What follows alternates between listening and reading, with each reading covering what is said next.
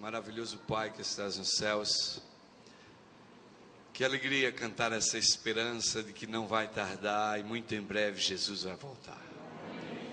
Senhor, muito obrigado, porque no meio de tanto sofrimento, problemas, frustrações, nós temos essa esperança gloriosa da Tua volta. Dirige a palavra que vai ser falada agora, que Teu Espírito possa encher a minha mente, que a palavra que saia da minha boca glorifique o nome do nosso Pai Celestial. E eu te peço isso no nome maravilhoso de Jesus. Amém. Eu nasci na igreja, e desde que eu nasci na igreja, eu já ouvi muitos sermões acerca da primeira mensagem angélica. Aliás, das 3 mensagens, esta foi a mensagem que eu mais vi ser pregada. Entretanto, eu não me lembro, em quase 50 anos de adventista, eu não me lembro de ter ouvido uma pregação sobre a segunda mensagem angélica. Eu já ouvi algumas poucas pregações sobre a terceira mensagem angélica, que eu vou pregar amanhã à noite. Mas a segunda mensagem angélica realmente parece, das 3, aquela que é a mais esquecida. E às vezes parece até que ela não tem assim muita importância, porque realmente não é muito pregado e também não é muito falado. E eu tenho que confessar que até um tempo atrás, mesmo já ministro, eu não sabia bem o que era a segunda mensagem angélica. Se vocês abrirem a Bíblia em Apocalipse 14, no versículo 8, nós encontramos assim um texto que diz alguma coisa, mas que não vai muito profundo no seu significado, embora o texto seja extremamente profundo. Apocalipse 14, e o versículo 8 diz assim: um segundo anjo seguiu dizendo: caiu, caiu a grande Babilônia, que a todas as nações deu a beber do vinho da ira da sua, o quê? Da sua prostituição. E quando eu li isso aqui, eu só entendi assim: caiu, caiu Babilônia. Mas eu não sabia quem era Babilônia. E se eu não sabia quem era Babilônia, então eu não sabia quem caiu. Porque para saber quem caiu, eu tenho que saber quem é Babilônia. E depois a linguagem do profeta parece que vai assim para uma linha mais complicada, porque a mensagem diz assim que Babilônia caiu porque deu de beber do vinho da ira da sua prostituição a todas as nações. Vinho da ira da sua prostituição. Bem, eu como adventista do 7º dia não bebia vinho e também não me prostituía. Então a mensagem ficava meio vazia. Vinho da ira da sua prostituição, caiu, caiu grande Babilônia. E eu tenho que confessar a vocês que quando eu comecei a estudar isso aqui, eu tive um pouco de dificuldade. E certamente alguns de vocês, deverá haver alguns remanescentes aqui nessa congregação, que também devem estar procurando estudar essas mensagens. Mas, meus queridos, eu descobri uma coisa. A segunda mensagem angélica, ela não faz sentido se a gente tentar estudar ela isolada e sozinha. A segunda mensagem angélica, ela está conectada com a primeira mensagem angélica. A primeira mensagem angélica é um chamado para viver e pregar o evangelho eterno, porque o juízo é chegado. E a segunda mensagem mostra a condição do mundo que a gente vai pregar o evangelho. E é por isso que a segunda é tão importante quanto a primeira. Porque a segunda mensagem, ela alerta a igreja de Deus a respeito dos princípios que Babilônia abraçou e por isso caiu. Satanás, ele está tentando confundir a mente do povo de Deus. Porque na primeira mensagem existe uma missão preciosa de pregar o evangelho eterno a toda tribo, nação, povo e língua. Missão que nós estamos nos esquivando, porque dizemos que não temos o dom de dar estudo bíblico, ou porque eu sou muito ocupado, e porque chego sábado muito cansado. Mas na verdade você nem devia fazer trabalho missionário dia de sábado. Você é tão egoísta que você, quando quer fazer o trabalho missionário, você vai roubar o tempo de Deus, porque você não quer tirar o teu da semana. Essa é a grande verdade. Você tem que fazer trabalho missionário na segunda, na terça, na quarta, na quinta-feira e no domingo. E você tem que aprender a usar o teu tempo para fazer a obra de Deus, e não ficar roubando o tempo de Deus para fazer a obra dele. Dia de sábado não é dia de fazer trabalho missionário. E se alguém acha que eu estou blefando aqui, eu falo alguma mentira, por favor, abra o lado adventista e procure até no índice lá, e você vai ver muitos e muitos textos de Ellen White dizendo que sábado não é dia de fazer trabalho missionário. Vá fazer trabalho missionário no seu dia, não no dia de Deus. O dia de Deus é um dia de comunhão, de interação com o Criador. E meus queridos, a segunda mensagem angélica, ela traz embutido dentro da mensagem o princípio de Babilônia que Satanás está introduzindo dentro da igreja de Deus. É evidente que nós somos ou laodiceanos ou remanescentes. E hipótese nenhuma pode se passar pela nossa cabeça que somos babilônicos. Mas a realidade é que essa noite, eu estudar a segunda mensagem angélica, para entender essa mensagem, a gente tem que saber quem é Babilônia, qual é o princípio de Babilônia, e verificar se o princípio de Babilônia não está inserido dentro da igreja. O princípio responsável pela queda de Babilônia lá fora pode estar no coração de muitos cristãos dentro da igreja e ser responsável pela queda espiritual dele dentro da igreja. E é por isso que a segunda mensagem angélica, ela é de um fator determinante para se cumprir a missão da primeira, porque nós temos que saber qual é o público que vamos pregar o evangelho. Aqui o anjo nos alerta dizendo assim: temos que pregar a toda tribo, nação, povo, língua. Mas alto lá, o povo que vocês vão pregar o evangelho é um povo que está caído, metido na idolatria, que tem buscado os costumes pagãos para misturar com a verdade. É onde a verdade e a mentira estão junto.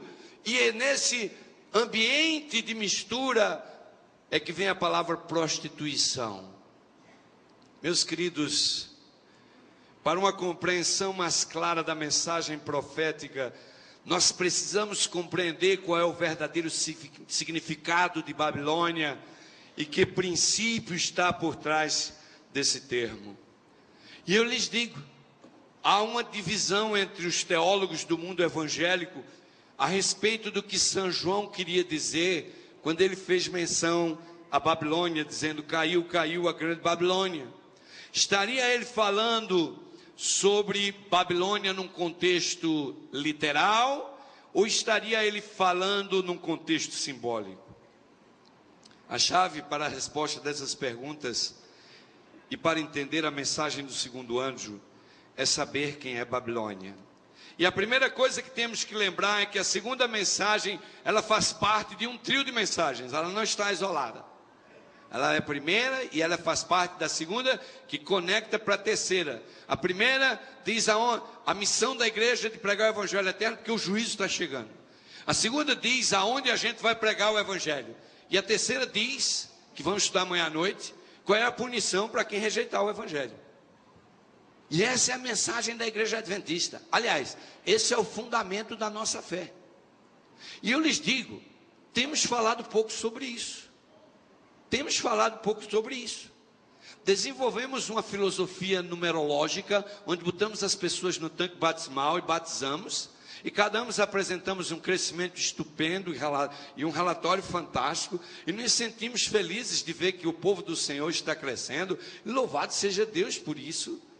Mas na realidade temos pregado pouco, falado pouco, estudado pouco, entendido pouco essa tríplice mensagem angélica, que é o fundamento da igreja adventista. Eu lhes digo, poderia fazer uma semana de oração sobre cada mensagem. Poderia pregar para vocês aqui 3 semanas, toda noite, e cada semana falar sobre cada mensagem. Se há um tempo onde a igreja adventista precisa abrir os olhos e estudar essas mensagens, é hoje. Porque essas mensagens, elas mostram a igreja do tempo do fim. Ela define a missão da igreja do fim. Ela define o tipo de oposição que a igreja do fim vai enfrentar. E ela mostra o tipo de mensagem que a igreja do fim deveria estar pregando, além do evangelho eterno.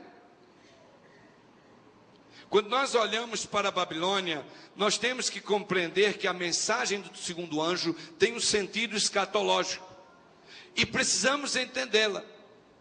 Assim como Jerusalém tem mais de um significado etimológico, biblicamente e profeticamente, Babilônia tem 3 significados na interpretação bíblica, profética e histórica. E nós temos que entender quais são as 3 aplicações da Babilônia, para que a gente possa ver de qual profeta está falando. Por exemplo, a primeira delas é que Babilônia é representada pela grande cidade do grande império babilônico, que era cortada pelo rio Eufrates. Babilônia era a capital do império babilônico, que tinha o mesmo nome da cidade. O império babilônico foi usado por Deus para derrotar os judeus, para destruir Jerusalém e levá-los para o cativeiro. E esta foi uma obra de Deus. Babilônia, apesar de ser uma nação pagã, se tornou um instrumento de Deus para poder oprimir o seu povo por causa da sua apostasia e por causa da sua desobediência. Algumas pessoas às vezes ficam meio preocupadas, mas Deus é amor e não sei o quê. Meus irmãos, a Bíblia diz que Deus é amor, mas Deus é justiça. Quando o sujeito vira as costas para Deus, Deus manda o raio lá de cima em cima dele, sim. A Bíblia diz isso. A Bíblia diz isso. E eu vou dizer uma coisa para vocês. A gente olha para o Velho Testamento e vê Deus mandando matar e destruir, e a gente diz, mas Deus é amor, Deus ama. Deus ama, a misericórdia de Deus, irmãos, dura para sempre. Mas nós temos que entender que a justiça de Deus existe também. E ela vem e cai na cabeça de muita gente. E eu vou dizer uma coisa para vocês, há muitos cristãos que não vê a justiça de Deus na vida do seu inimigo, porque a pessoa toma a justiça nas próprias mãos. Porque se ela aprendesse a esperar pela justiça de Deus, ia ver que ela tarda, mas não falha, e vem dobrada. Eu tenho vivido o suficiente para ver isso. Ainda me lembro de um irmão um dia que chegou para mim e disse, pastor, eu quero falar com o senhor. E me levou lá para um restaurante para falar, e pelo tom da voz dele eu já vi que não vinha coisa boa daquela conversa. Mas eu fui assim mesmo. E quando eu cheguei lá, ele abriu a introdução dizendo assim, pastor, eu vou dizer uma coisa para você. Eu vou dizer uma coisa para você, você não é safado, mas age como safado. Ele abriu o diálogo assim. E eu disse, epa, deixa eu calar minha boca aqui, senão eu vou dar uns tapas nesse sujeito. E eu fiz uma oração e disse, Senhor, é o seguinte, eu não vou falar nada. E ele falou assim, você não é ladrão, mas você vive como ladrão, porque você come do dízimo do povo e não trabalha e não faz nada. E o homem falou uma hora lá, tanta coisa que não dá nem para eu falar aqui. E uma hora ele se irritou, deu um murro na mesa, sempre dizendo que ele ia me bater. Eu falei assim, você não fala nada? E eu disse, irmão, o que é que você quer que eu fale nesse nível de conversação que você está tendo comigo? Você acha realmente que eu vou abrir a minha boca aqui para falar alguma coisa? Ele levantou-se da mesa, se retirou, se tornou um inimigo ferrenho contra mim. Andou falando mal de mim, de tudo que podia. E eu podia ter feito muito mal a esse irmão, mas eu me ajoelhei e orei a Deus. E eu vivi o suficiente para ver a justiça de Deus caindo sobre a cabeça dele. E eu vou dizer uma coisa para vocês. Me lembro de um em João Pessoa, quando eu era pastor, que queria até me matar. Mas hoje quem está debaixo da terra é ele. E morreu sem... Bem, isso eu já estou julgando, é melhor deixar isso para lá, porque eu já ia dizer que ele morreu sem Cristo. Sei lá se ele morreu sem Cristo, mas o que eu quero dizer é o seguinte, você pode até ter morrido com Cristo e ser salvo, mas estava fora da igreja, estava bebendo, perdeu a fé, a minha visão humana, mas quem sou eu para dizer que não vai estar lá no céu? Irmãos, a justiça de Deus é uma coisa muito séria, e nós precisamos tomar cuidado. Há cristãos que tomam a justiça de Deus nas mãos dele e pecam, porque ela pertence a Deus. Deus usou Babilônia para punir o povo de Deus. E vocês sabem que há um pregador americano chamado Pat Robertson, que é fundamentalista, e ele fez uma declaração há 2 semanas atrás que abalou as estruturas do mundo. Ele veio a público e disse assim: olha, vocês estão vendo esse terremoto no Haiti? Isso aí que aconteceu no Haiti é o seguinte: os haitianos, eles eram escravos dos franceses, mas um dia eles fizeram um pacto com o demônio, que se eles se libertassem dos franceses, eles serviriam ao inimigo. E em 1891 eles foram libertos do jugo francês. E eles fundaram uma religião chamada Vodou, que é pior do que o candomblé brasileiro. E eles invocam culto aos mortos, e eles adoram os demônios, e fazem sessões de rituais com os mortos. E desde a independência desse país, esse país só vive na miséria, só vive na desgraça. Nesses últimos anos, 3 ciclones destruiu o Haiti, depois um grande furacão destruiu o Haiti, e agora vê esse terremoto que acabou com o país de vez. E vocês querem saber de uma coisa? Isso é a ira de Deus sobre o Haiti.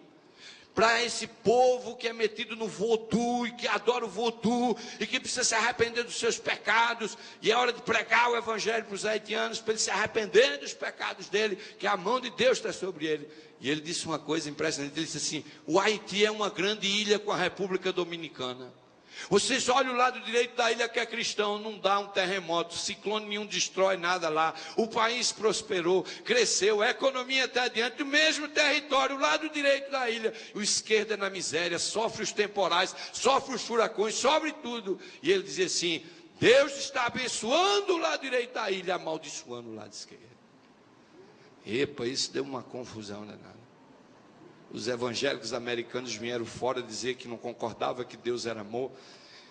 E olha, irmãos, longe de mim de querer julgar que esse fundamentalista americano esteja certo ou estou errado, mas o que eu quero dizer a vocês essa noite é de que Babilônia tem afrontado o nome de Deus, e a ira de Deus está próxima de cair sobre Babilônia. E nós, como remanescentes ou laodiceanos, precisamos abrir os nossos olhos. Meus queridos, a Babilônia antiga parecia uma fortaleza inexpugnável. Quem olhava para a Babilônia com seus jardins suspensos e a sua beleza, jamais podia imaginar que aquela nação poderia ser destruída. Será que São João estava falando realmente da queda de Babilônia? Da queda literal de Babilônia? Será que era isso que São João estava falando? Babilônia passava o rio Eufrates por debaixo dos muros da cidade, e a cidade tinha suprimentos que, ainda que fosse atacada por 20 anos, 30 anos, eles teriam como sobreviver, porque eles cultivaram sobre os muros suspensos agricultura, e havia água. E quando os medos persas, para cumprir a profecia bíblica, Ciro foi profetizado pelo profeta Isaías que ele ia destruir Babilônia.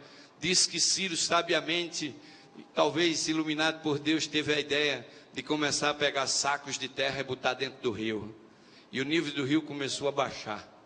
E eles começaram a botar saco de terra e desviaram o curso do rio.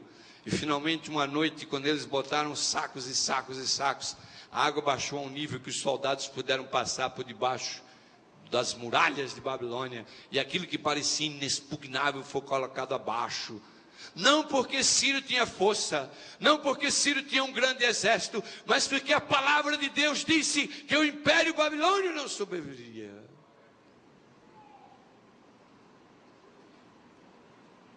Nós podemos interpretar a Babilônia também como um termo claramente usado para referir-se ao Império Romano da época em que São João escreveu o Apocalipse. Nos escritos rabínicos, Babilônia é claramente uma referência ao Império Romano. Várias vezes nos escritos antigos se menciona Roma como a cidade do trono de César, como a grande cidade. Nos tempos antigos, Babilônia era para os profetas um símbolo do anseio por posses, poder, luxúria, grandeza e pecado. E para os judeus do primeiro século, parecia que Babilônia havia reencarnado com o seu poder abusivo de autoridade, luxúria e imoralidade, através do poder opressivo do Império Romano. O terceiro significado de Babilônia na Bíblia é uma referência aos poderes terrenais instigados pelo mal, se unindo com os que rejeitam o Evangelho eterno e se opondo ao povo de Deus em sua mensagem. O grande problema agora, irmãos, é identificar que Babilônia São João está se referindo. Mas o capítulo 18 de Apocalipse fala de uma Babilônia rica, que é grande em proeminência, é muito forte em poder comercial. No capítulo 17 de Apocalipse, Babilônia é mencionada como uma prostituta que está sentada em águas. E no versículo 15, o anjo fala claramente que este símbolo de águas refere-se a povos, multidões, nações e línguas. E quando a gente olha que Deus mandou que a pregação fosse pregado a povos, nações e línguas, e vemos que Babilônia é referência a povos, nações e línguas, nós chegamos à conclusão que São João, quando diz caiu a Babilônia, ele está falando dessas forças apóstatas que finalmente se levantarão para oprimir o remanescente de Deus e persegui-lo e destruí-lo, para impedir a pregação do Evangelho eterno. Meus queridos, olhando a primeira e a segunda mensagem junta, nós verificamos que o alvo da mensagem do primeiro anjo, que é pregar o Evangelho eterno, tem como público a Babilônia, que é descrita pelo segundo anjo como um poder pecaminoso e abominável, que está corrompendo o mundo evangélico e a igreja de Deus também. O poder de Babilônia é um poder corrompedor. E esse é o grande perigo. Por isso nós precisamos compreender que quando a Bíblia diz assim, caiu a grande Babilônia, está se referindo à Babilônia mística religiosa, que vai se unir em oposição ao povo de Deus. Mas qual é o princípio de Babilônia? Qual é o princípio deste povo que vai cair? Para compreender a obra funesta de Babilônia, de levar as pessoas à prostituição da mente e do coração, nós precisamos compreender o princípio que rege a conduta dessa Babilônia. Só assim entenderemos a segunda mensagem angélica. Nós, como somos muito zelosos da moral, geralmente quando cristãos, como falamos em adultério e prostituição, nós pensamos logo em sexo. Aliás, o mundo hoje está cheio de sexo. Há pessoas que vivem a vida só com o sexo na cabeça. Tem gente que tudo é a base de sexo. E o mundo está assim também. Porque se quer um filme para dar bilheteria, tem que ter sexo. Quer vender sabonete? Sexo na propaganda. Quer vender um carro? Sexo na propaganda. Querem vender tudo? Sexo na propaganda. É uma exploração comercial total do sexo, bombardeando a cabeça de todo mundo. Como se o sexo fosse a plena felicidade e o sucesso da vida de tudo. Meus queridos irmãos, a Bíblia fala em vários lugares de prostituição, adultério e fornicação, mas no sentido espiritual. E nós muitas vezes não nos apercebemos disso, disciplinamos os adúlteros do sexo, os que fornicam com o sexo, e passamos batido com os que fornicam e adulteram espiritualmente. Fechamos os olhos para eles. Usamos a letra da lei do mandamento do adultério, mas esquecemos de um outro mandamento que diz: não levantarás falso testemunho contra o seu próximo. E essa igreja devia estar disciplinando esses falsos que levantam coisas contra o seu irmão. Se queremos aplicar o mandamento do adultério aos adúlteros, que apliquemos o mandamento daqueles que usam a língua para levantar falso testemunho contra o próximo. Se a igreja de Deus estivesse usando o mesmo peso e a mesma medida na lei de Deus, não haveria tanta fofoca, não haveria tanta disseminação e desunião no meio do povo de Deus. Mas a lei é clara: aquele que levanta falso contra o seu próximo, ele é passível da mesma punição daquele que adultera. E o Deus é o mesmo, e o princípio é o mesmo, e a lei é o mesmo. Mas nós usamos dois pesos e duas medidas em face daquilo que achamos que é grave ou que é menos grave, que aos olhos de Deus é tudo a mesma coisa. Eu fui pastor de uma igreja que havia uma grande fofoca lá. Quando eu cheguei naquela igreja, a igreja parecia dividida em grupos, porque um grupo pintou a casa que eu ia morar, outro grupo consertou o encanamento, outro grupo abriu a conta bancária para mim. Quando eu cheguei lá, já estava tudo pronto. Eu nunca cheguei num lugar para ser pastor, para ver tudo pronto. E eu fiquei até meio assustado, porque isso não é normal, né?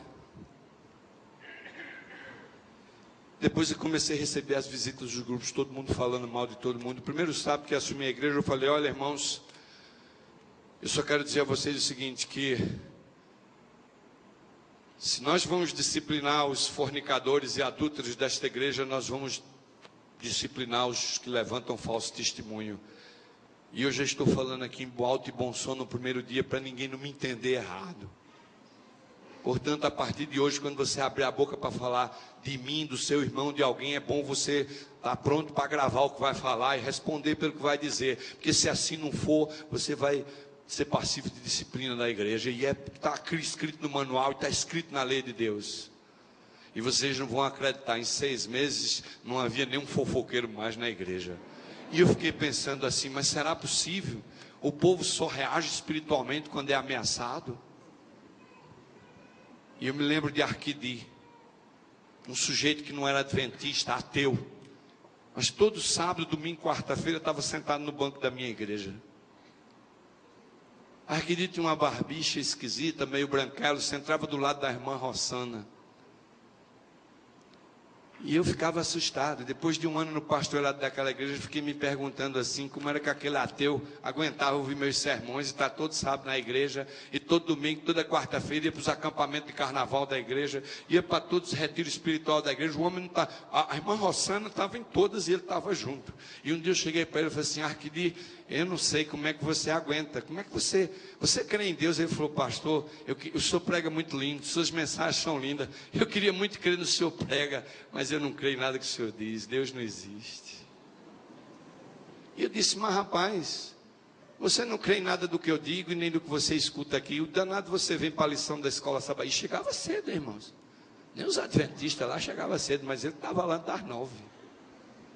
E eu disse: mas Arquidi, me diz uma coisa, como é que você chega cedo na igreja, quarta-feira está aqui, não pediu um culto de coração, e não podia, você é ateu, você não crê em Deus?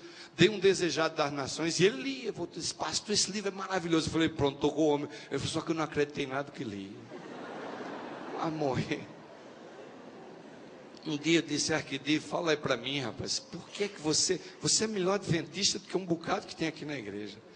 Ele disse: pastor, olha, eu vou dizer uma coisa para você, eu não creio em nada que vocês pregam aí, que vocês falam, nem nada. E ele cantava com a esposa, os hinos, tudo.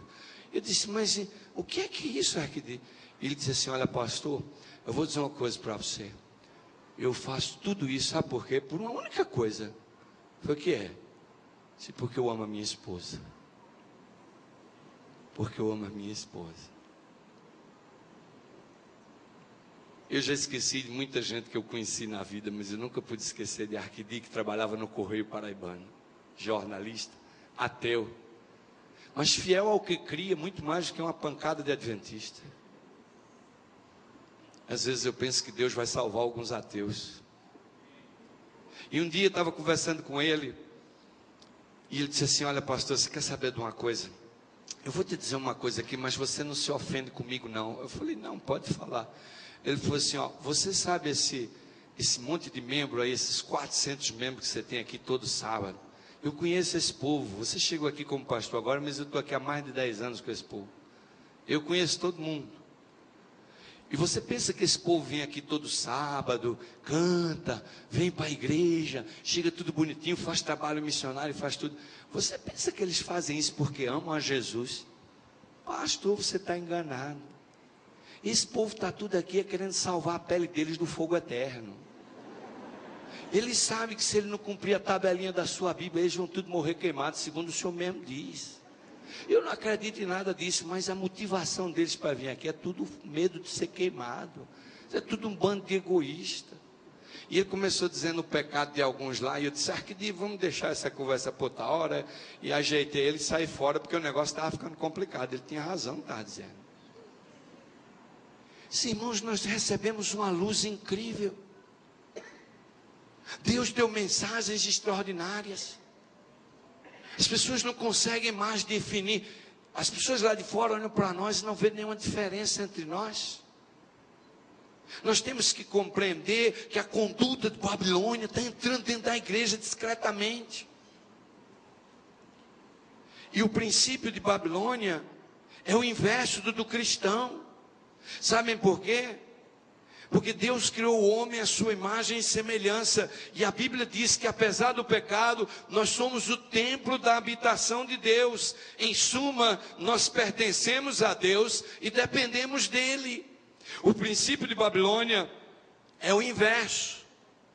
Vocês podem ver Gênesis 11, 2 e 4. Tem um texto que eu queria ler com vocês.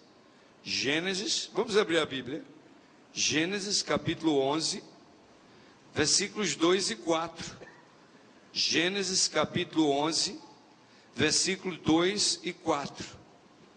Diz assim a Bíblia: partindo eles do Oriente, acharam uma planície na terra de Sinear e habitaram ali. E disseram uns aos outros: vinde e façamos tijolos e queimemo-los bem. Os tijolos lhes serviram de pedra e o betume de cal. E então disse: vinde, edifiquemos para nós uma cidade, uma torre, cujo cume toque no céu. E façamos um nome para que não sejamos espalhados sobre a face de toda o quê? E esse povo abraçou o princípio de Babilônia. O princípio de Babilônia começou a ser estabelecido na planície de Sinear, logo nos primórdios, que é o inverso. As características dos habitantes da planície de Sinear era rebelião contra Deus, autossuficiência, desejo de poder, desejo de glória. E essas características têm marcado a história de Babilônia através dos séculos. E basicamente é a característica da Babilônia mencionada em Apocalipse. E meus queridos, hoje há cristãos que estão vivendo o princípio de Babilônia em suas vidas. Dinheiro, poder, glória, autossuficiência. Existe coisa melhor do que isso? Quem é que não gosta de dinheiro? Tem um monte de adventista que toda semana trava uma batalha terrível quando o apresentador da televisão ou o comercial da televisão vem dizer assim: e o bilhete da virada do ano vai dar 200 milhões de reais. E tem uns crentes que o bolso deles começa a coçar. E tem um monte de adventista que passa discretamente na lotérica mais escondida do shopping, que você não fica na rua e entra lá dentro, e você se esconde na última cabine, e você faz uma fezinha lá de R$5, e acha que ninguém está vendo. Miserável homem que tu és, miserável mulher tu és, estás te escondendo dos teus irmãos, e do teu povo, e da tua igreja, e estás te expondo diante do trono do juízo do Altíssimo. Isso não vai passar impune. Isso não vai passar impune. E nós somos tanto cara de pau que fazemos a fezinha na loteria e depois vem aqui cantando no sábado, guarda ver se muito falta e sei lá mais o que. Como é que vocês querem que Deus abençoe a vida de vocês? Como é que vocês querem receber a bênção do Altíssimo? Como é que vocês querem reclamar que Deus proteja vocês? Quando na verdade vocês estão abraçando o princípio de Babilônia, vocês estão amando as coisas de Babilônia, vocês estão buscando a glória, a grandeza e a riqueza que Babilônia está oferecendo. Em lugar de buscar a palavra de Deus, Jesus disse assim: buscar em primeiro lugar o reino de Deus e a sua justiça, e todas as demais coisas vocês serão acrescentadas. Jesus estava falando aqui era de dinheiro, Jesus estava falando de comida, Jesus estava falando de casa própria, Jesus estava falando aqui era de bens materiais, mas ninguém quer buscar Deus em primeiro lugar. O princípio de Babilônia está enraizado no meio do povo de Deus. O princípio da confiança própria, do egoísmo, da ganância, do querer ter, de poder, de dinheiro, de glória. Às vezes a gente encontra umas pessoas que a gente começa a conversar com elas e elas só falam delas mesmas. Ah, porque quando eu era aquilo, quando eu tinha aquilo, quando eu tinha não sei o quê. E quando eu encontro essas pessoas, eu sempre pergunto para elas: escuta, mas o que é que você vai ter?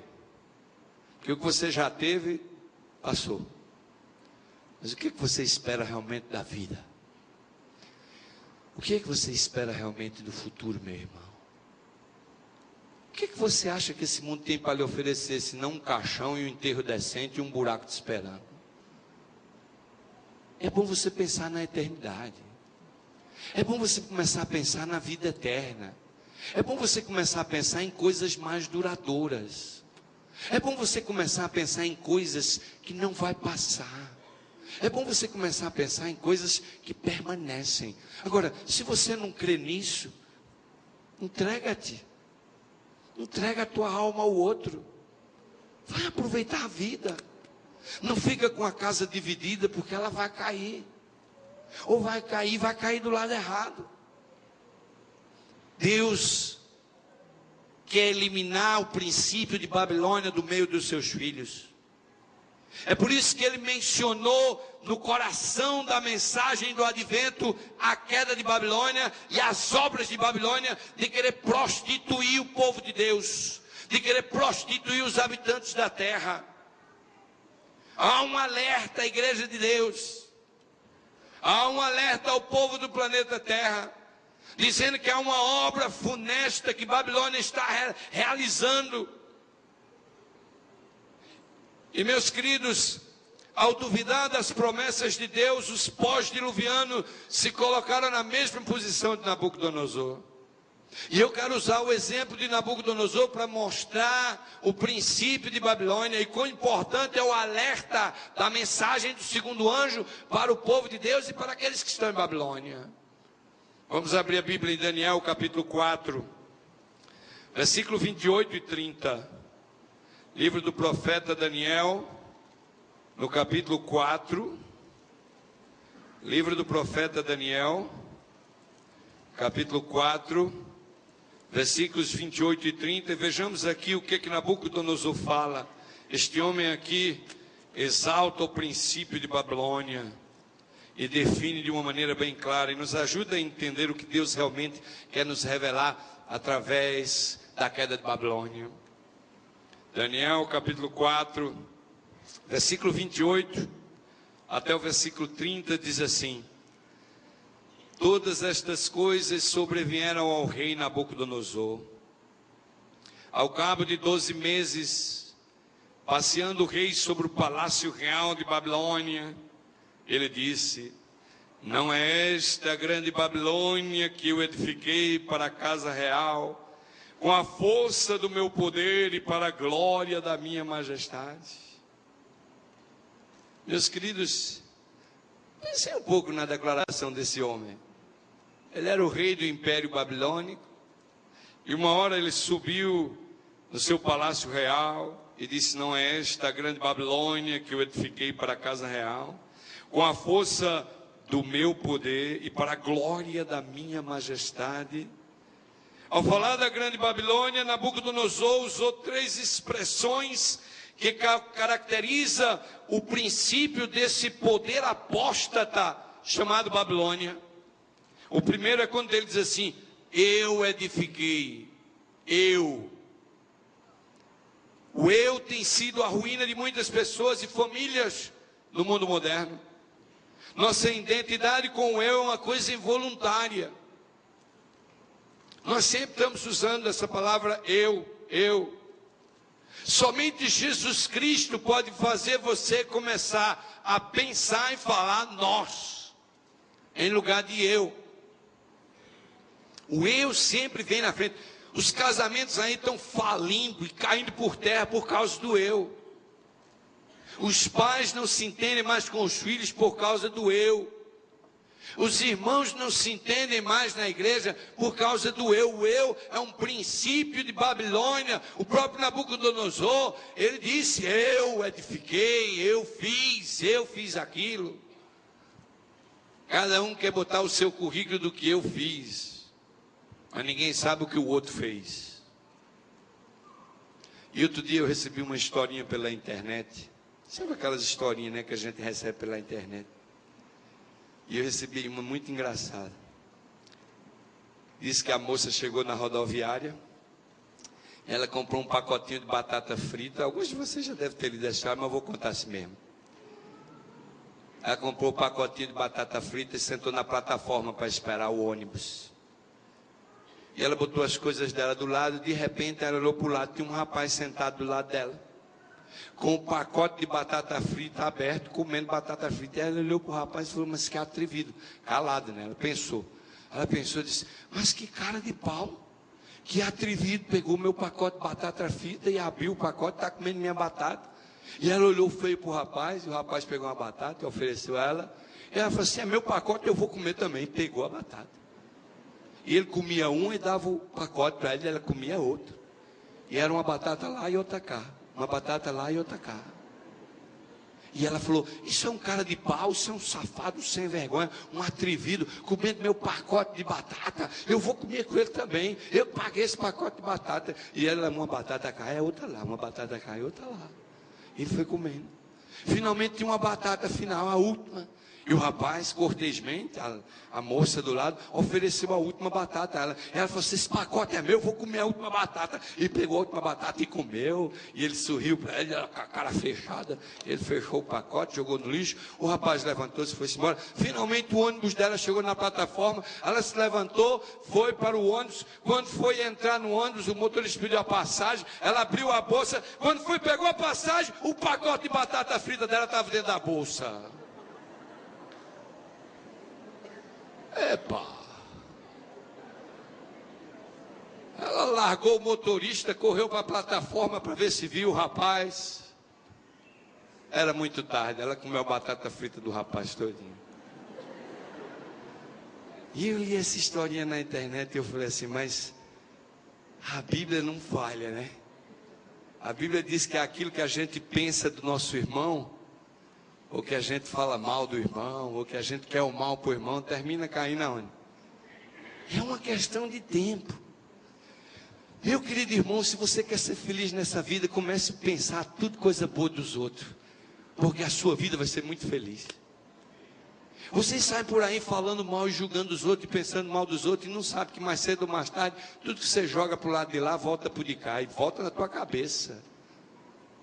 Se a barreira do invisível caísse, se você pudesse ver essa manobra do Altíssimo, você calava a sua boca e fechava o CPF do seu pensamento para falar ou pensar qualquer coisa de alguém. E você sentia a presença do Senhor no teu coração. Sempre eu. Nabucodonosor disse outro princípio de Babilônia. A força do meu o quê? O meu o quê? O meu poder. É impressionante como nós aprendemos a confiar em nós mesmos. Quanto mais você acredita na sua força, mais difícil você tem de confiar em Deus. Nossa autossuficiência espiritual pode ser uma tragédia para a vida cristã. Porque você acredita em você. Você acredita na sua capacidade de andar. Até um dia que o bicho te morde no pé e você começa a andar um pouquinho manco. Quebra uma perna, tem que andar de muleta. Vocês sabem que às vezes eu penso que Deus é bom demais. Nossa, eu agradeço toda hora a Deus. Olha, eu vou dizer uma coisa a vocês. Quando a gente nasceu, Deus devia ter dado só uma perna para cada um. Só uma perninha. Todo mundo andar igual saci.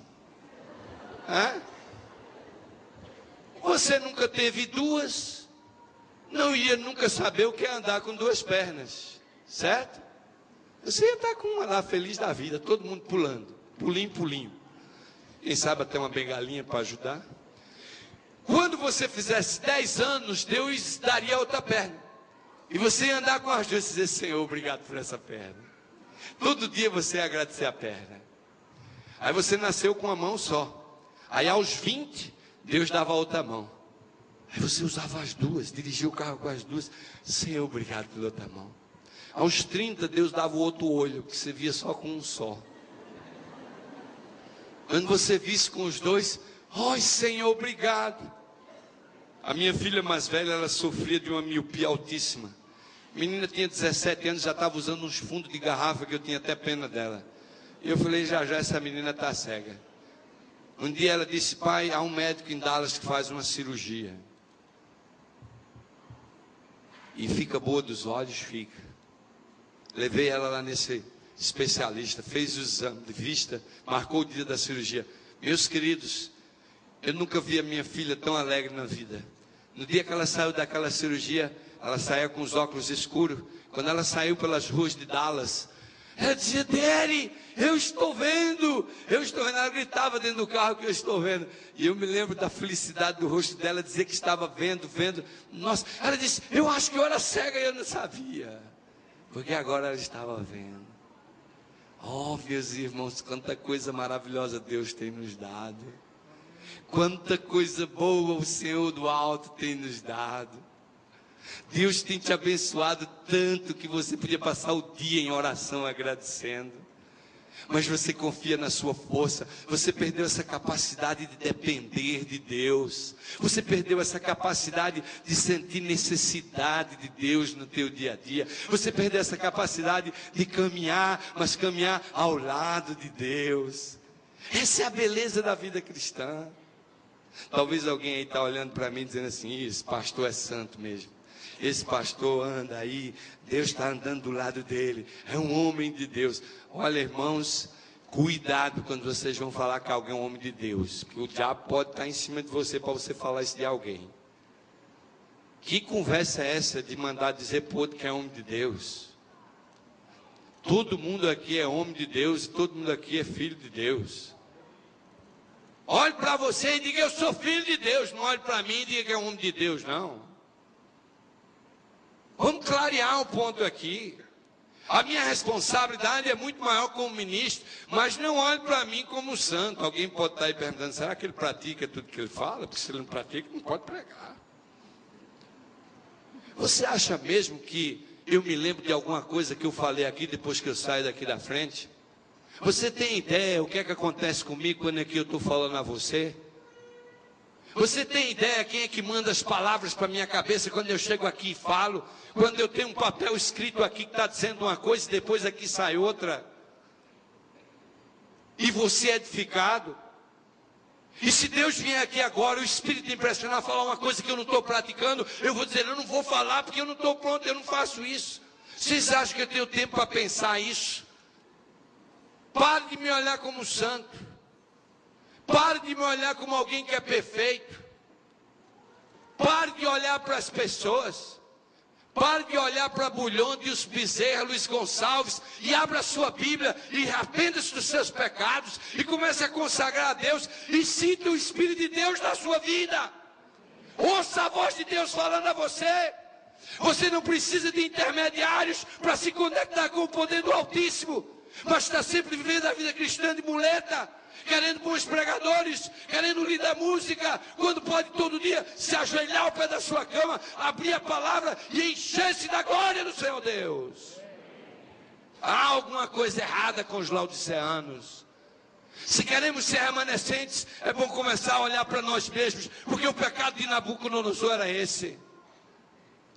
Os princípios de Babilônia estão infiltrados no meio do povo de Deus.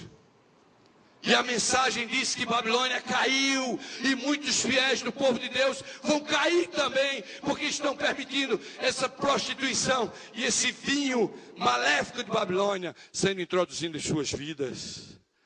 A terceira coisa que nós encontramos na declaração de Nabucodonosor é que ele diz: para minha, o quê? Para minha glória.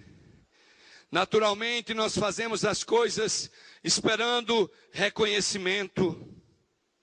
Nossa natureza carnal promove a nossa glória pessoal. Nesse aspecto, a mensagem de João Batista é um modelo para nós, porque ele olhou para Jesus e disse assim: é necessário que ele cresça e eu o quê? Amém? Eita, esse amém saiu fraco demais. Quando a coisa aperta, o amém sai fraco. Eu sei que essa era meio pesada. Eu disse o amém só para testar aí como é que você está. João Batista saía pregando dizendo: mas aquele que vem depois de mim é mais poderoso do que? Quem é que quer pregar a mensagem de João Batista? Quem é? Quem é que quer pregar a mensagem de João Batista e dizer: o meu irmão aqui é melhor que eu? O meu irmão aqui é mais bonito que eu? Quem é que quer pregar a mensagem para o batismo? Quem é que quer pregar a mensagem para o batismo? O outro que vem é maior que eu. Quem é que quer pregar essa mensagem? Essa é a mensagem do remanescente. João Batista era um remanescente. João Batista foi o segundo Elias e o remanescente será o terceiro Elias. Essa é a mensagem que o povo de Deus devia estar abraçando. Uma mensagem de humildade, uma mensagem de submissão. E a Bíblia diz, eu não tenho tempo para ler, mas a Bíblia diz aqui que a repreensão do céu veio a Nabucodonosor, no verso 31 e 32. Quando ele menos esperava, Deus tirou ele do trono e botou ele para comer grama. É a justiça divina. Meus queridos, amados irmãos, a origem do princípio de Babilônia, ela veio em Lúcifer no céu. Ele se estendeu pelo planeta da Terra, na Terra com a entrada do pecado. E aí o profeta diz assim: como tu caístes do céu, ó filho da alva, ó estrela da manhã. Como é que tu pudestes te corromper na beleza da tua santidade, na beleza que o Criador havia te dado? E Lúcifer dizia igual Nabucodonosor: eu subirei, eu serei, eu subirei acima das estrelas. É grandeza no coração, é o desejo de ser maior. E meus queridos, eu vou dizer uma coisa para vocês: a ruína dos cristãos é esse desejo de grandeza. Porque eu, quando entrei nessa igreja, eu trabalhei no ministério dessa igreja por muitos anos, pensando em grandeza, pensando em departamento. E tenho que confessar a vocês que a minha ascensão foi muito rápida. Com 3 anos e meio de pastorado, eu virei departamental, não era nem ordenado. E mais de 3 anos e meio já estava na Seção Paulista Leste como JA. E de repente eu subia tão rápido, e o demônio vinha e dizia: Deus, você vai ser o JA da divisão. E eu fiquei com aquela maluquice na cabeça. Parecia um louco, pensando em posição, pensando em grandeza, trabalhando no ministério, pensando em mim, no meu poder, na minha grandeza, na glória que eu podia suscitar para mim. E eu disse: Senhor, eu vou embora para os Estados Unidos, que eu tenho que aprender inglês, porque um dia eu vou chegar na conferência geral. E eu tenho que confessar a vocês que eu até me envergonho. Me envergonho diante de vocês essa noite de confessar isso. Que no íntimo da minha alma essa foi a razão porque eu deixei o Brasil e fui para os Estados Unidos. E quando eu cheguei lá, Deus me derrubou no chão. Deus fez como Nabucodonosor, me colocou para comer grama, para botar o meu ego abaixo. E foi naquele país, no meio do sofrimento e da dor, que eu encontrei o Cristo que me reergueu da lama. Eu me lembro quando eu era pastor e pregava sermões, e eu ficava na porta esperando os irmãos passar e dizer: que lindo sermão, que bom sermão. Pastor, o sermão foi demais. Quando o povo tudo passava que não dizia nada, eu chegava em casa arrasado. Falei: mulher, o sermão hoje foi uma droga, ninguém disse nada. Um ministro pobre de espírito, essa é a palavra certa. Quando alguém passa hoje e diz que o sermão foi bom, me faz um mal terrível. Você não imagina. Se você gostou do sermão, passe na saída e diga: glória a Deus, amém? Amém. É, irmãos, a Deus seja toda a glória. As mensagens que eu prego hoje não são de mim. Não há capacidade ou habilidade nesse ministro para poder dar essa energia na pregação. É o Espírito de Deus que move. E se você acha que eu sou um instrumento, você pode ser um também, amém? Amém. Busque o Senhor. Abra seu coração. Abandone os princípios de Babilônia, do eu, da grandeza, do poder. Submeta-se humildemente. Deixe que Deus lhe use. E você vai ser uma luz a brilhar. Oh, meus queridos, amados irmãos, nós muitas vezes temos o pecado do orgulho como Lúcifer. Muitas vezes nós queremos, muitas vezes queremos ser melhor que os outros. Andamos no meio da igreja achando melhor que os outros. Eu passei muitos anos no ministério achando que era o melhor pastor do mundo, que era melhor que as outras pessoas, que havia pastor melhor do que eu. E às vezes eu fico triste, porque quando eu deixei a Paulista Leste, a imagem que ficou lá não foi muito boa. Não foi muito boa. O trabalho foi muito bom, mas as pessoas percebiam que eu era um egoísta. E mesmo depois de já estar nos Estados Unidos e ver o Senhor transformando meu coração, ainda vi comentários que muitas vezes me levaram às lágrimas a respeito de quem eu realmente fui, de quem eu realmente era. Mas eu descobri que não existe pastor bom, nem existe pastor ruim. E às vezes a gente diz, aquele é bom, aquele é ruim. Irmãos, isso é algo do demônio. O que existe é pastor que passa muito tempo de joelhos e pastor que passa pouco tempo de joelhos. O que existe é membro de igreja que passa muito tempo de joelhos e passa pouco tempo de joelhos. E isso é que vai determinar a diferença de quem você é. É isso que vai determinar a tua identidade. É se a glória do Senhor vem resplandecendo e nascendo sobre ti, ou se ela não vem. Isso não tem nada a ver com B, com C, com escolaridade, com o doutor, com o grau que você estudou, não interessa. Essas coisas são de Babilônia. O que você precisa mesmo é se diplomar na palavra de Deus. O que você precisa mesmo é se engajar na missão de salvar pecadores, de pregar o evangelho, de ver as pessoas saindo do lamaçal do pecado e se tornarem novas criaturas em Cristo Jesus. Babilônia deu de beber do vinho da ira da sua prostituição a todas as nações, diz a segunda mensagem angélica. Isso é uma alusão à mulher impura que espalha uma loção perfumada com o objetivo de seduzir o outro. Envolvidos por este aroma do pecado, os seres humanos têm sua razão anestesiada e intoxicada pelos prazeres temporais deste mundo. Perdemos de vista a grandeza do Evangelho eterno. Nossa conexão com as coisas terrenais está tão forte que as coisas espirituais já não conseguem mexer mais conosco. Já não há mais alegria e prazer em buscar as coisas de Deus. A mensagem do segundo anjo é um alerta à igreja de Deus. Fornicação e adultério são frequentemente usados nas escrituras como emblema de idolatria e falsa adoração. É uma expressão usada para mostrar o quão venenoso é a taça do pecado e mostra para nós que Babilônia está tentando corromper os humanos e o povo de Deus. Meus queridos, a mensagem do segundo anjo tem por objetivo anunciar a queda de Babilônia e de todos aqueles que amaram o princípio de Babilônia, da glorificação pessoal e da confiança nos méritos humanos. Esta mensagem é tão séria e importante que ela é repetida por outro anjo em Apocalipse 18. Esse anjo aparece que vem com uma força especial. A mensagem fala da queda de Babilônia e alerta que não vale a pena se corromper com o princípio de Babilônia. O anjo de Apocalipse 18, ele fala que caiu Babilônia novamente. É uma repetição da mensagem, é um alerta novamente que é dado. E junto com esse alerta, vem a mensagem do alto clamor, da intensificação da pregação do Evangelho, uma mensagem que a igreja visível e invisível de Deus, remanescente escatológica, vai pregar para terminar a história da humanidade.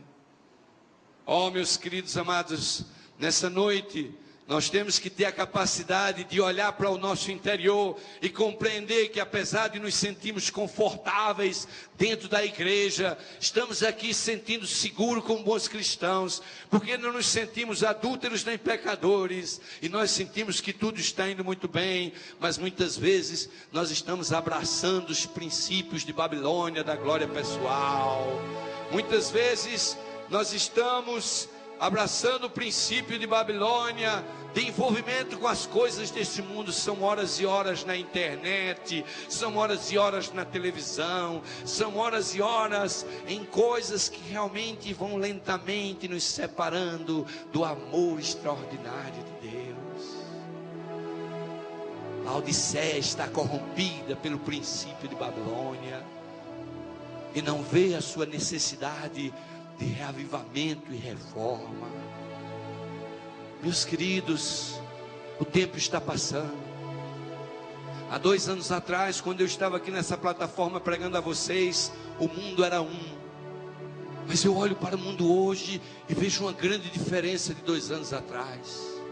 São terremotos, geadas, nevadas, cheias, desgraças por todo lado, violência, miséria, crise econômica mundial.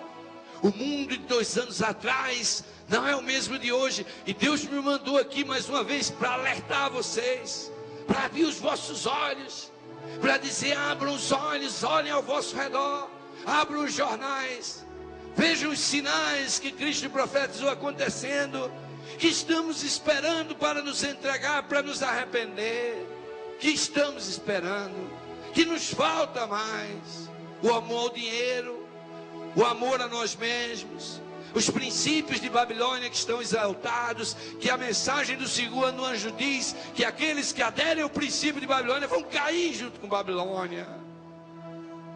E eu me lembro do texto de Ellen White, do conflito, quando ela diz que a maioria dos filhos de Deus ainda estão nas igrejas de Babilônia. Eu estremeço quando leio isso, porque eu posso ser um laodiceano, porque eu posso não ser um remanescente, porque eu posso estar perdido dentro da igreja de Deus. Da mensagem da queda de Babilônia pregada pelo segundo anjo, nós aprendemos algumas coisas que precisam ficar gravadas em nossas mentes. A primeira delas é que no final dos tempos haverá um poder apóstata, caracterizado pela união das nações com o poder eclesiástico. E este grupo vai cumprir os desígnios de Babilônia.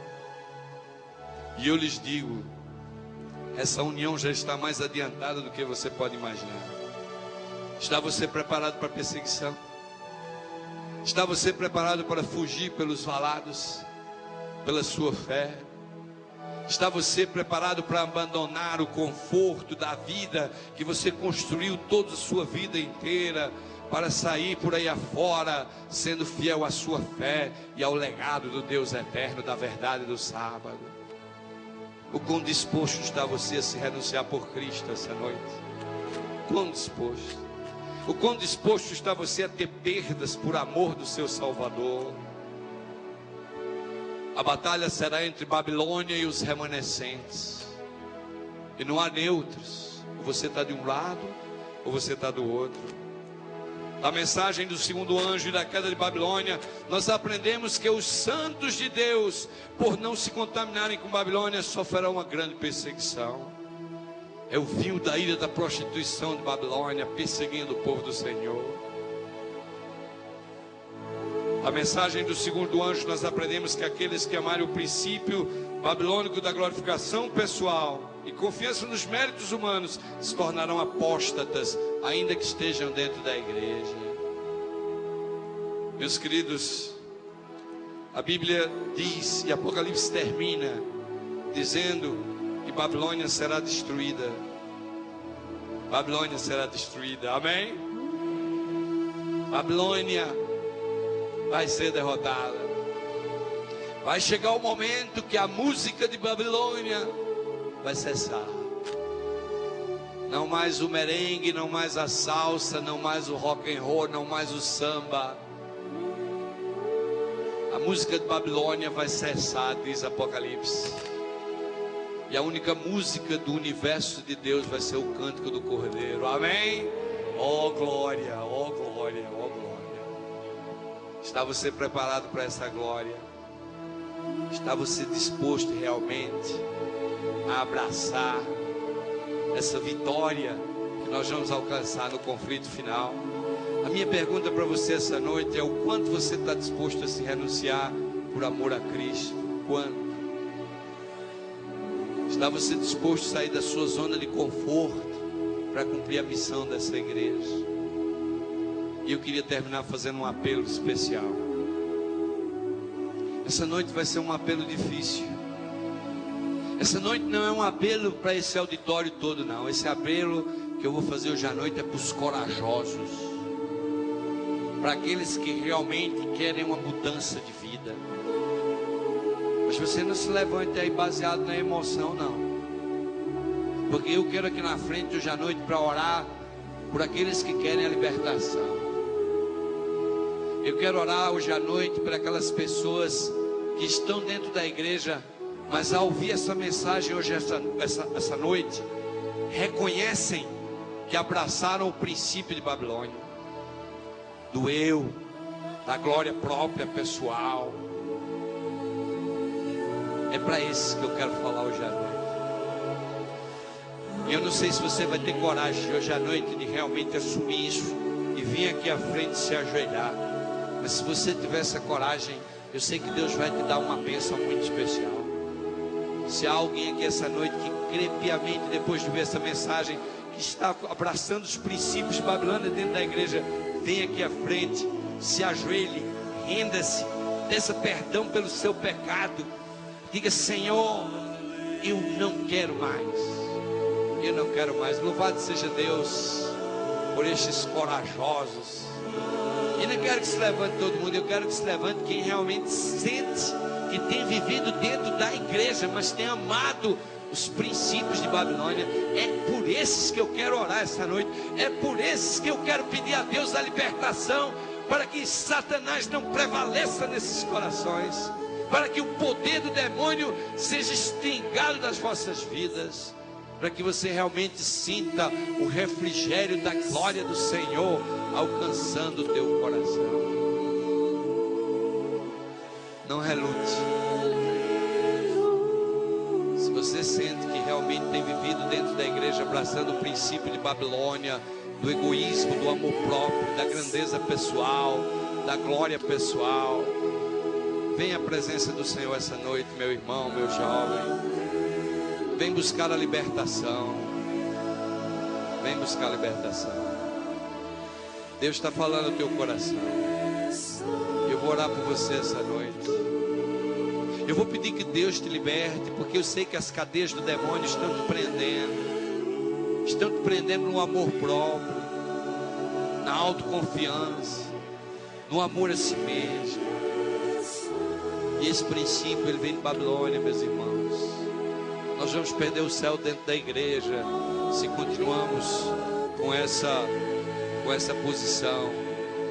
Vamos ter coragem de se levantar e dizer: Senhor, eu quero ser livre, eu preciso dessa paz, eu preciso. Essa noite eu ouvi a tua palavra, eu sei que preciso de redenção, eu quero ser livre em Cristo Jesus. Eu vou orar por esses que tiveram essa coragem. Querido Deus, ó Deus Altíssimo, da glória do Eterno, esta noite tu vistes a decisão destes teus filhinhos. Senhor, pelo que vimos aqui essa noite, não temos dúvidas que o povo do Senhor está contaminado pelo princípio de Babilônia. E nessa noite eu rogo pelo antídoto do sangue de Jesus Cristo para purificar esses corações dos seus pecados. Senhor, esses irmãos querem a libertação do poder das trevas. Eles querem sentir essa paz, onde o amor de Cristo vai superabundar em seus corações. E eu rogo por estes que tiveram a coragem de vir aqui à frente. Rogo por estes que estão ajoelhados, que estão abrindo o coração deles diante da tua presença. Que a glória do Senhor possa cobri-los. Senhor, não deixa que as forças do mal traga desânimo, desencorajamento, depressão a esses corações. Senhor, se há sofrimento, há perdas materiais, há sofrimento, mostra aos teus filhos que o que temos nessa terra é passageiro, mas que a nossa herança e a nossa glória está para se manifestar. E logo, logo nós estaremos do lugar de onde nunca havíamos ter saído, da glória eterna. Senhor, olha pelo teu povo. Que a glória do Senhor possa cobri-los essa noite. E que a paz de Cristo esteja com eles agora e para todo sempre. Amém, Senhor. Amém. Louvado seja Deus. Amém, Senhor.